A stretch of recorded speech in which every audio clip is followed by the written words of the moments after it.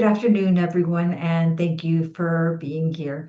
My name is Sandra Lowe. I am Medical Director of the World Trade Center Mental Health Program here at Mount Sinai, and I'm an Associate Professor in the Departments of Psychiatry and Environmental Medicine.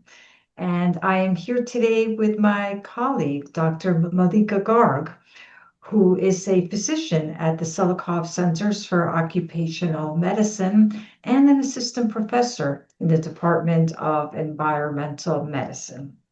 So today, Dr. Garg and I are going to speak to you about smoking cessation and how the World Trade Center Health Program can help you on your journey to quitting smoking. We hope to be able to share with you some practical tips. We're going to provide some health information. And what we really would like to do is to leave you um, knowing that there is help available, whatever stage you're at, whether you're just thinking about quitting, whether you are ready to get started or just want to cut back, whether you've tried several times before and are coming back and wanting to try one more time. Wherever you are along this journey, we want you to know that we're here to help you. So this is a brief overview of what we're going to cover. First, why is smoking cessation especially important for responders? And then what we're going to do is we're going to have a case example of a responder. Similar to many of the responders that we've worked with at the program, and kind of track his journey as we go along the webinar.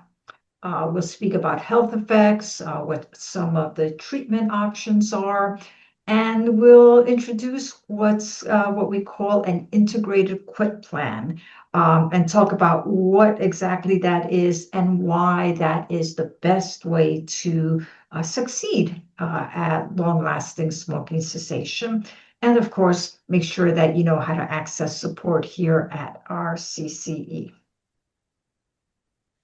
So smoking and 9/11 responders.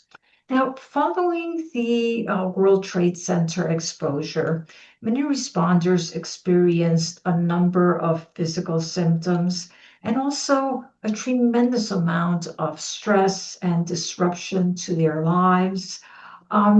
This stress in particular led many responders to rely on smoking as a way to cope with some of the changes that they were experiencing and the worries that they were having.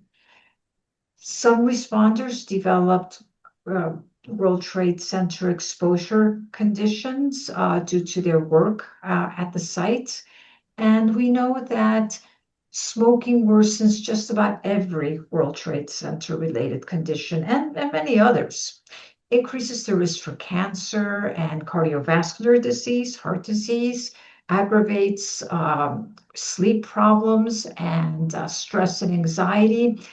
And it creates a cycle that's really hard to break.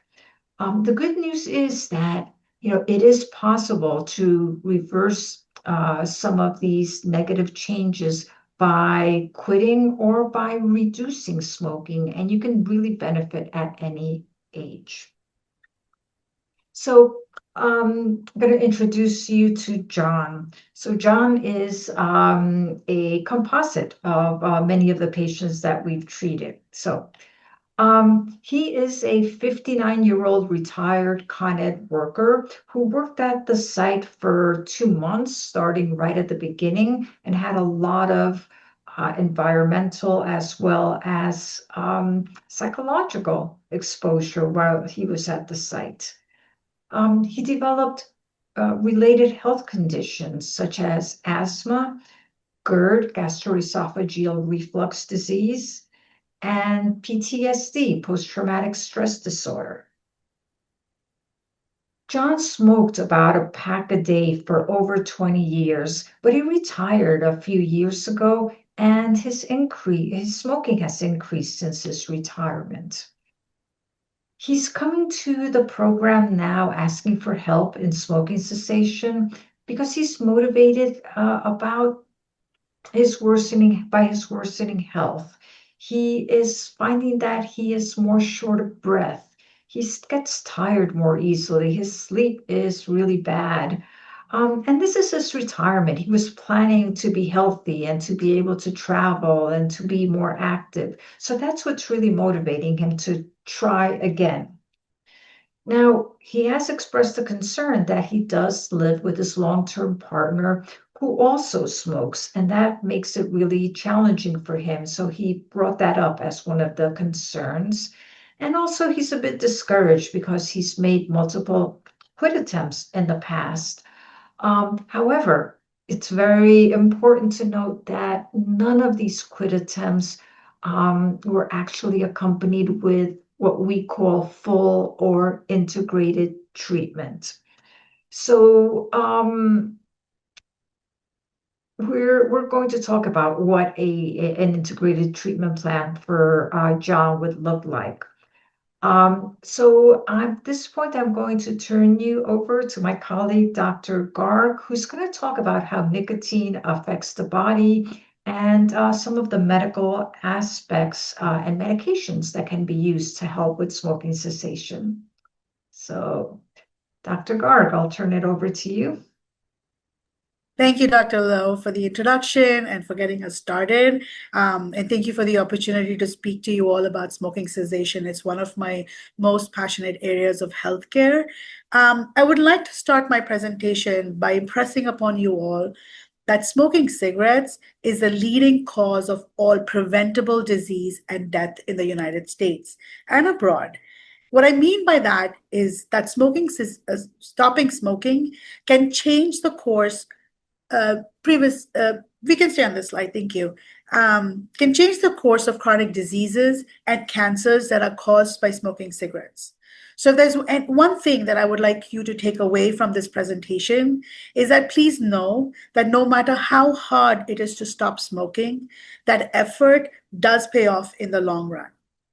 The current population data in the US suggests that about 11.5% of all adults, that is approximately 28.3 million people, are current everyday smokers in the United States. Each day, about 2,000 young people who are less than 18 years of age smoke their first cigarette. And out of those 2,000 people, 300 younger people younger than 18 years, become daily cigarette smokers. All of this is to say that you're not alone. Cigarette smoking is very common in our society. I understand these are busy slides, but what I want you to take away from this is that the choice to smoke cigarettes is not only a personal choice, but it is also impacted by the environment we are born in, where we live, how we grow, we study, we work in.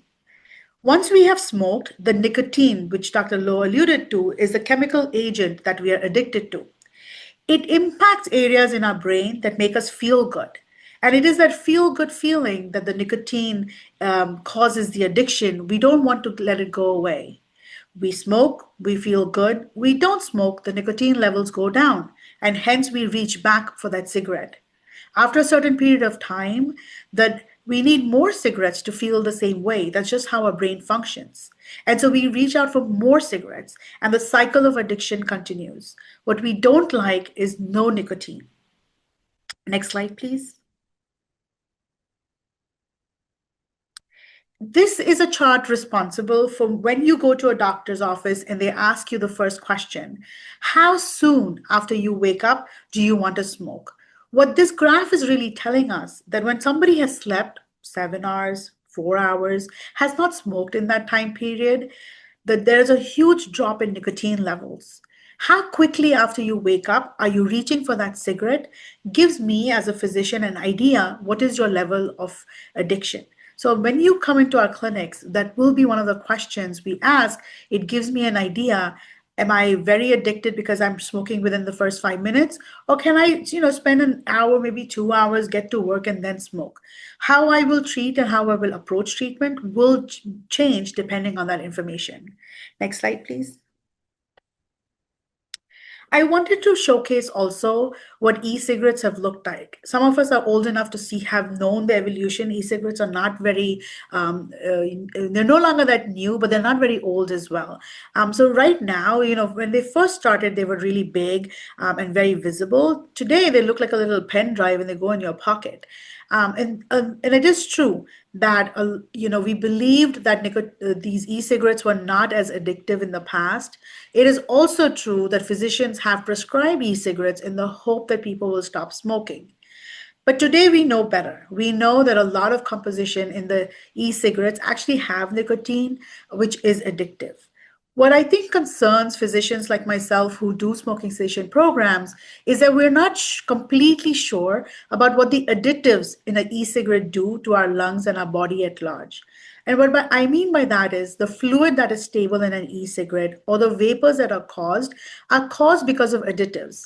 E-cigarettes have unfortunately not been around enough for us to know long-term impact. So what happens in 40, 50 years of a patient's life cycle? And hence, we really don't like e-cigarettes either to help you stop smoking or reduce your e-cigarettes. I would rather you just throw the e-cigarettes and work with us on stopping smoking. Next slide, please. And I do want to talk about cigars. I know we like our cigars, we use them in a celebratory times, but I do want to cause some caution. This figure just showcases the kind of materials that are available in the markets, but I want to let you know that a full cigar can have up to 100 to 200 milligrams of nicotine. What that means is that it has at least 20 to 30 times of a small cigarette of nicotine. So yes, you may be smoking once a month, but you're inhaling a lot of nicotine with that one cigar. A lot of patients will often tell me, oh, but I don't inhale. And I want to pause and cause caution there. If you are in a room where cigar smoking is happening, unfortunately, our body doesn't have filters. And so those particles will reach your lungs and your body eventually. And of course, the more you smoke or the more you're exposed, the more long-term issues we can have. Next slide, please. Regularly smoking cigars is associated with an increased risk of cancers like the lung, esophagus, larynx, and so on and so forth. Cigar smoking is linked with gum disease and tooth loss. Inhaling cigars smoked deeply may increase the risk of developing heart disease. Heavy cigar smoking increases the risk for lung disease, such as emphysema and chronic bronchitis, like COPD that we see with cigarette smoking. Next slide, please. But why does all of this matter to us? Why are we talking about this with the World Trade Health Program patients? A lot of these diseases that you see on this graph, rhinitis, GERD, cancers, asthma, sleep apnea, they're all impacted by cigarette smoking.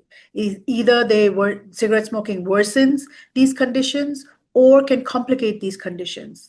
What I mean by that is, for example, if a patient has reflux, heartburn, and so they have acid washing up in their esophagus, and that is compounded by cigarette smoking, it highly elevates the risk of esophageal cancer.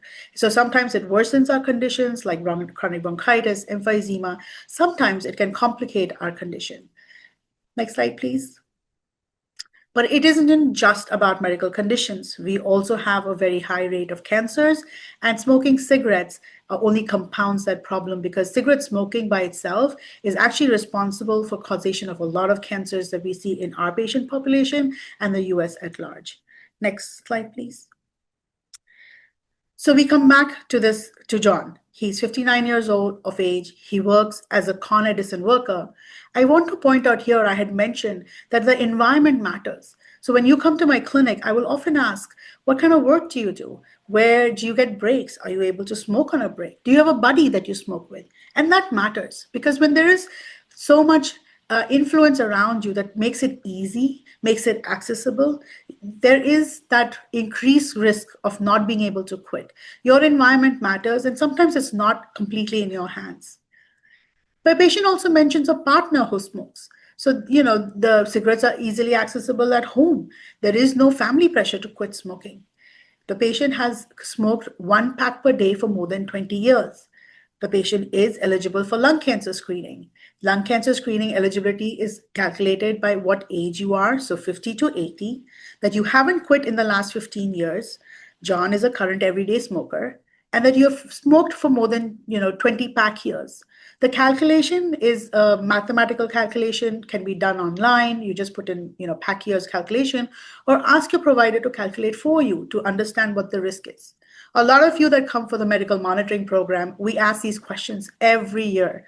I'm sure it's tiring, but this is why we are asking. What is your risk, and are we catching that risk and making sure that you get the right screening program? Patient has continued to, has increased smoking after retirement. More time, more accessibility, so your environment that you live, grow, work in matters. And they also have health conditions, asthma, a lung condition, GERD, that can be complicated by smoking cessation, and PTSD. But there are motivations. John wants to quit smoking, whether it is for his health, whether they want to travel more because they want to be active. But they have made multiple prior quit attempts, but without full treatment. That is where we come in, and that is why we need help when things get tough and they get complicated. Next slide, please. So how do you get care in the World Trade Center program with us? I will talk about the medical management, which is our clinic. The patients, if they have at least one certification, it could be medical or mental health. And the medical side, we don't have access to your mental health certification, so we look at your medical certifications. If you do not have a medical certification, but you are eligible for or you qualify for the lung cancer screening, you don't need a certification as long as you meet the criteria. And I've listed the criteria again. So when you come for medical monitoring or you come to your treatment provider, you can get a referral to the medical management program through them. Next slide, please. So what do we do in our clinic? There are main two medical options. One is called the nicotine replacement therapy. What we do with that is there are different formats. The formats that are available to us through our pharmacy are patches, gums, or lozenges. It's called the nicotine replacement therapy because these do have some amount of nicotine in them. The patches go on for 24 hours. The nicotine and a nicotine gum or a lozenge is really a bite and park, so you use them as and when needed. We counsel you on how it is to be used. A lot of times patients say they don't feel good, or the gum or the lozenge makes them nauseous, because there is a way to take them.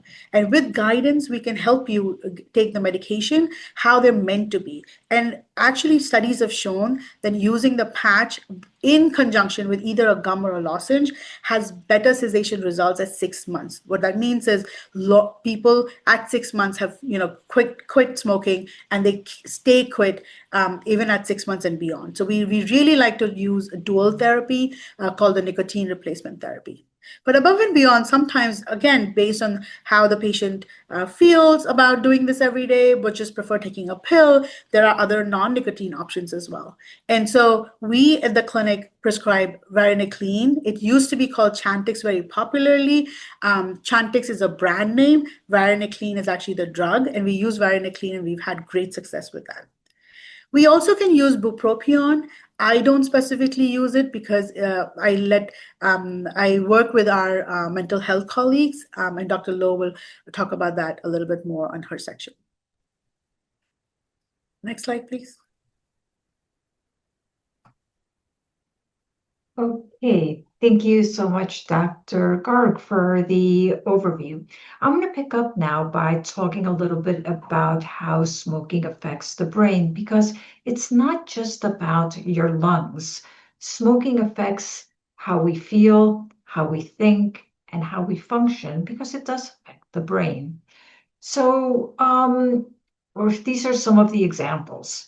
I know a lot of people smoke because they feel that it actually reduces stress, when in reality, and while that may be the case right at the beginning, short term, long term, it actually increases stress. And sometimes this is because of withdrawal symptoms. So stress, anxiety, and irritability tend to worsen. Smoking also increases your risk for depression and it disrupts sleep patterns. Eventually, it does affect your long-term memory, makes it harder to focus and to think clearly. And it affects just what you do every day, your daily functioning, your quality of life. It gets in the way of doing what it is that you enjoy. Now, the good news again is that many of these effects improve soon after quitting. So, for example, people report improved mood, overall well being, and also there's a real sense of accomplishment when a person is able to say, you know, I was smoking a pack a day for so many years, and now I am just smoking half a pack a day. That's wonderful. That's something to celebrate. Others will actually be able to to quit all the way, and that's great. But even with reduction, people report improved mood because they're not dealing with the withdrawal symptoms and that anxiety and irritability. Um, and their sleep uh, improves. And of course, if you're sleeping better, your energy is going to improve. Long term, it really does lower your risk of long term cognitive decline. And I think that's something that everyone is worried about, especially as we're getting older. So, so even knowing those benefits of quitting remains really difficult. And it remains difficult because nicotine is highly addictive. It's very difficult to get off of nicotine. And that's why we utilize some of the medications that Dr. Garg was mentioning that are going to help with the cravings and with the withdrawal effects. In addition, smoking itself becomes tied to certain routines and certain habits. So, for example, very commonly people start off their day with a cup of coffee and a cigarette, and that becomes something pleasurable and then hard to give up. Or people, or what I also hear is while they're walking their dog in the evening. So some of these patterns are very hard to break. In addition, as I alluded to earlier, smoking is sometimes used to cope with stress and with frustration.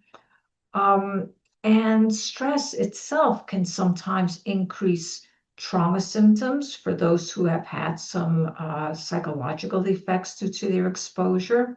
And these symptoms increase cravings. To make it even worse, some of the withdrawal symptoms can feel like anxiety. So sometimes you don't even know if what you're feeling is anxiety about something or actually a withdrawal symptoms. And that is why most people make many attempts before quitting for good. It really is a challenging thing to do. And again, that is why we're here to help you. So I'm going to go back to John right now. So for John, a number of life changes came together that um, reinforced the stress and smoking cycle that he is going through. So he retired. The retirement itself changed his daily structure and his routines. So while he was working, he couldn't smoke at the job. So it was limited to morning or breaks or after work. Now he is spending more time at home. He has more idle time available. So that makes it easier for him to smoke at any point in the day. He also kind of misses some of his working buddies, and he has fewer social connections and is bored and is a little more isolated. He's spending more time with his partner at home, who at this point is not interested in quitting. And her smoking actually tends to trigger his cravings during the day so that his smoking during the day has increased. Um, his sleep, because of the increase in the smoking, his sleep has gotten worse. And that led to more nighttime smoking and worse sleep, more fatigue, more irritability. John has a history of PTSD. So sleep is closely linked to mental health symptoms. So poor sleep led to him having more nightmares, and he used smoking in order to relieve some of those symptoms, which of course worsens sleep and stress. And as you can see, this cycle just goes on and on. So, how can we help John? What can John do in order to break this vicious cycle that is going on? Well, fortunately, there are a lot of available smoking cessation resources. These are free and they really are excellent. The quit lines, the text to quit are excellent resources. They do provide tips. They do provide encouragement. Sometimes they're able to provide medication. They're available in multiple languages. So those are some self-help resources that John can use. Of course, there's also the World Trade Center Health Program services. Now, by contacting these quit lines, John could learn some strategies to manage the cravings, and these become what we would call a quit tools.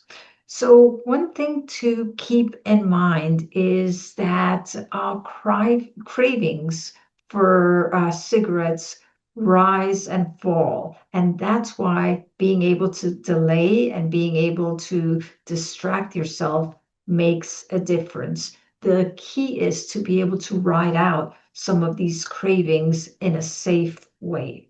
So, a lot of these strategies are helpful. Changing routines, being able to do some deep breathing instead of picking up a cigarette, or saying to yourself, okay, I'm going to go for a walk first. Even if you have your cigarette after you go for a walk, maybe you really won't have the craving afterwards. Keep your hands and your mouth busy. Cigarettes involves using your hands and your mouth a lot. Drink water, chew gum. You can chew the nicotine gum. Pick up a hobby. And of course, connect with support and quit lines. Keep in mind that not every strategy is going to work for everyone. So you have to try different things and see what actually works for you. Now, sometimes these strategies are not helpful enough on their own. So, and that's where behavioral counseling comes in. And this is especially helpful when people have had prior quit attempts and it really hasn't worked or it hasn't lasted. For people who are having additional stress in their lives, so chronic health conditions or pain or anxiety or insomnia, these tend to be triggers for smoking, so people may need more than something like the quit line.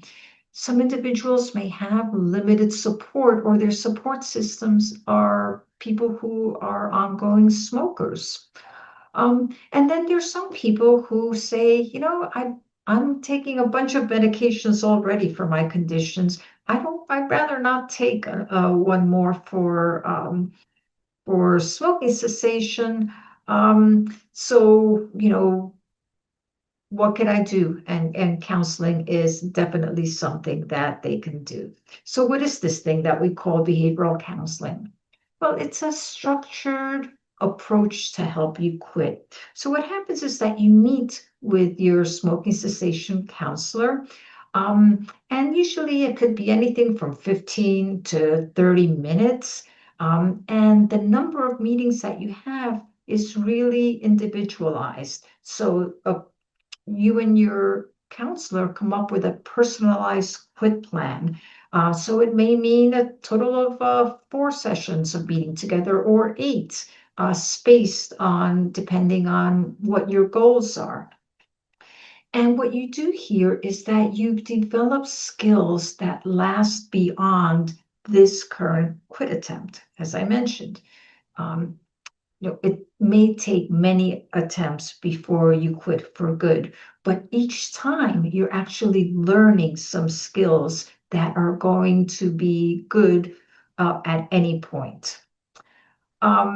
The types of skills that are discussed in counseling are things like recognizing your personal triggers. They're going to vary for people. Um, how do you kind of manage these urges? If your sleeping is poor and you tend to pick up a cigarette when you're having insomnia, you can get help. There's behavioral therapy for insomnia, which works wonderfully, and you can learn some techniques. You can also learn how to reduce stress in healthier ways, and plan for kind of challenging situations because they will come up to help avoid lapses. Now, one of the things that both Dr. Garg and I want to emphasize is that the greatest success for quitting long term comes with integrated care. And integrated care means combining counseling and medication. This targets both aspects, I mean, of what makes it so difficult to quit. So, counseling is going to focus on your habits and your stress, and medications will focus on the biological aspects, the withdrawal and the cravings. And it is this combination that is especially helpful. I'm going to turn it back to Dr. Garg right now to talk about some of the ways that she thinks about John's quit plan and how she begins in working with him. So thank you, Dr. Lowe. So just like Dr. Lowe was mentioning that, how we quit smoking and how we work with our patients is very personal. It's personal based on your circumstances. John is retired. He lives with a wife who's or partner that also smokes. So just like our situations are, specific and unique to us, so is the treatment, and so is even the medical management approach. In my clinic, I always ask John, what is your motivation to quit? Sometimes patients will tell me it's because it's too expensive, and they're right. Cigarettes have become really expensive. It's not a cost they want to bear. Sometimes it's about their health. It's worsening, and they wonder John is only 59. He has a good few years to go. Sometimes it's family. I want to be with my grandchildren. And once we understand what the motivation is, it's helpful for us to remind our patients, because this journey of trying to quit smoking is not linear. It's not like, you come in, I'm going to give you a bunch of medication and then I'm done. You're going to take medication some week. You may not want to take medications. Motivations go down. And so it's always helpful to remind me and the patient what their motivations were and continue to work with them on that. I have to also be mindful when we are working with our World Trade Center patients, whether some of their anxiety or PTSD might reappear. A lot of our patients actually use cigarettes to help with their stress. It's easier for me to say, okay, here's your medication, and now you're on your own. But what is happening when they're not smoking as much? Are they getting impacted? And at that time, are they getting the help that they need? This is why integrated care matters and is helpful, because while I can take care of the medical management, I also need to make sure that John is plugged in with the mental health team, to make sure that other aspects that I'm not taking care of can also be taken care of at the same time. How does John want to go ahead? Is he comfortable taking medication every day? Does he not, does he just want to try the patch and the lozenge or the gum? Again, what is something that John thinks in his life, his lifestyle, his circumstances, is he able to do? It's again, one glove does not fit all. People do things differently, and smoking cessation is extremely personal. And we talk about, we like to meet very regularly in the beginning to see how the medication is impacting. Sometimes patients have an immediate impact. It doesn't take a few weeks to say, okay, I'm doing really well, I feel very confident, and I'm okay.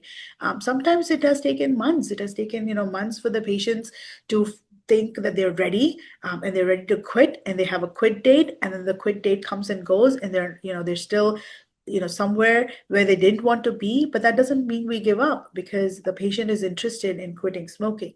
Again, I want to come back. Treatment is very personal, which is why we need that integrated approach, which is why we need to, talk to you often and really navigate this really difficult addiction and help you achieve success. Patients sometimes like the active participation and putting on a patch every day, and using their lozenge or their gum. So really understanding what John would feel comfortable doing and what John thinks he will be able to commit. Again, at this point, I want to point out I've had patients that start one way, they try it for a few weeks, and then they say, Doc, this is not working for me. And that's okay. The more we understand about, the more the patient understands about themselves and understand what will work for them or what will not work for them, is the best way to move forward. And so we like that constant communication. We like to talk to them often, and we like to understand what will help the patient best and then navigate those waters with the patient based on that. Next slide, please. Okay, so I'm going to go back to John and talk about, what does John's integrated quit plan look like? So, as Dr. Garg pointed out, there are the medication options. Sometimes it's a combination of nicotine patches and varenicline. And sometimes I and my colleagues in the mental health program will consider a medication called bupropion, which has been used for smoking cessation very successfully for many years. It also happens to be an antidepressant. So for some individuals who it may not be the best medication for them. So that's something that we talk about. But it's important to keep in mind that combining different types of medications is something that we can do and that can be very effective. So that's one piece of it. What else? Okay, so John went to the quit line. He got some more information about what to do. So reducing triggers at home, so fewer cues, fewer cravings. He followed the advice to remove cigarettes, ashtrays, and any reminders of smoking from home. And he, of course, has to talk to his partner to, so that they can agree. And generally, it's with a good conversation, there is an agreement about this. One thing that John did was, he said, let's just not smoke indoors. That's just the rule we're going to keep now. And what he did was that he printed out no smoking signs and put them up in every room in the home. And it made a difference. It was just this ongoing reminder to not smoke, and that that he was kind of on his mission, on his journey right now. So reducing triggers at home is very helpful. And John, because he's had some previous attempts that were not lasting, and because he just feels a bit discouraged about this, he opted to go ahead and get some behavioral counseling to complement the medications that he was taking and some of the changes he was making at home.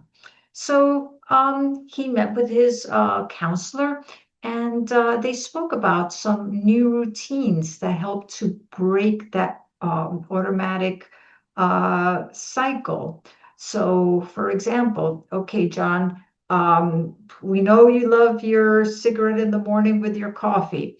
Okay, but you can't smoke in the house. So you can have your coffee indoors. And then if you must have a cigarette, you got to go outside to have the cigarette. Um, or stay home and ride out that the craving. Another piece of advice that they worked on together was avoiding places that were linked with smoking. So, it would be, say, a get together with buddies where they actually did smoking. It wasn't to smoke, but that was just one of the pieces of it. So, trying to avoid that or avoiding places where you buy cigarettes. Those are all things that can be very helpful in just separating yourself from places linked with smoking. They talked about building coping and communication skills. So, speaking with his partner about why it's important for him to quit, how important it is for him to have her support, which at this point means no smoking indoors, no ashtrays in the house, um, and being able to sometimes learn the language to use so that it doesn't become an argument. It doesn't have to become an argument. It just becomes a way of communicating. And those are some of the things that they actually worked on. And the others are practicing stress management tools. So I mentioned deep breathing or mindfulness. Well, this is new for a lot of people. John didn't know what to do with it. So in counseling sessions, sometimes you do some of these things together. You learn how to breathe together. You learn how to utilize some mindfulness so that you get to practice it during the counseling session so that it's easier to do when you need to. And another thing that is always done in counseling sessions is how do you plan for those high risk moments when someone is going to say, oh, come on, you can have a couple of cigarettes. That's how do you respond to that? How are you able to stay true to your journey? So the combination of all of these things, it's not just one, it's a combination that really is going to support success. So how do you get started? I'll repeat what Dr. Garg had mentioned. Eligibility, members with at least one certified health condition, it could be medical or mental health, and current smokers who qualify for lung cancer screening. No certification is needed in those situations. How do you connect with help? You can speak with your medical provider, your social worker, your case manager at any visit, monitoring or treatment visits, and ask them to be referred. That's probably the easiest way of getting connected. Everyone knows how to refer to our programs. There's also a number that you can call and ask about services to quit smoking. The number's up on the screen, and that is, they'll be able to know how to route your call so that you can reach one of us. So remember, it's whether you're thinking about it and just want some more information, whether you're cutting down and are not necessarily ready to quit, or maybe trying again, we're here. The program is here to help you. Um, I do want to leave with just a final word here, and that is that quitting smoking truly is a journey.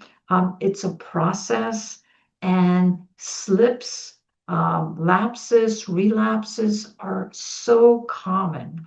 And they're part of learning. Every time you have a slip, it's something that you can learn from to apply to your next quit attempt.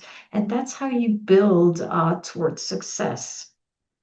I'll repeat it again because Dr. Garg and I feel so strongly about this.